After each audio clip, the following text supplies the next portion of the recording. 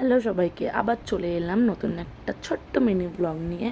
তো এখন বিকেলবেলা একটু বেরিয়ে পড়েছি একটা জায়গায় যাওয়ার জন্য। তার মধ্যে দেখতে পাচ্ছ আমার মেয়ে পার্কে ঢুকে গেছে। ভাবছিলাম যে আজকে পার্কে নিয়ে যাব না, কিন্তু রাস্তায় পার্ক চোখে পড়লো, তো পার্কে ঢুকে গেছে। এখন পার্কে একটু দোলনা চড়ে নিয়েছে।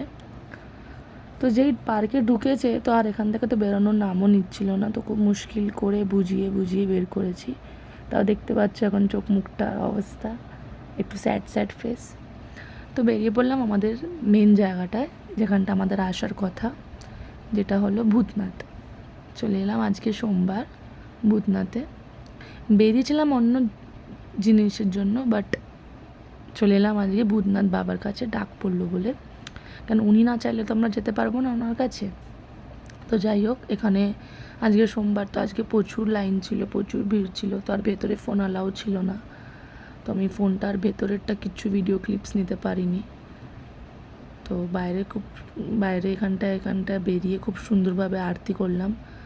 আর আমি এতবার ভূতনাথ গেছি, কোনোদিন আমি ওনারকে পুরোপুরি দর্শন করতে পারিনি, কিন্তু এইবারে ঠাকুরটাকে আমি খুব সুন্দরভাবে পুজো করেছি, দর্শন করে ঠাকুরের দর্শন হয়েছে। তারপর চলে এসেছি আমরা মোটা বাবার কাছে। এখানেও একটা আমাদের আগের বারে যেরকম আমি উঠে গিয়ে ঠাকুরের মাথায় দুধ দুধ দিয়ে স্নান করালাম, সব কিছু করাতে পেরেছি, কিন্তু এইবারে আর হয়নি সেটা। বাইরে থেকেই আমাকে পুজো করতে হয়েছে। তারপর বাড়ি ফেরার সময় একটু খাওয়া দাওয়া করলাম, খিদে পেয়েছিল, তো সেরকম না, টুকটাক খাওয়া দাওয়া করা হয়েছে। তো ব্যাস, আজকের জন্য এইটুকু। এই ব্লগটা ভালো লাগলে লাইক করে দিও। টাটা।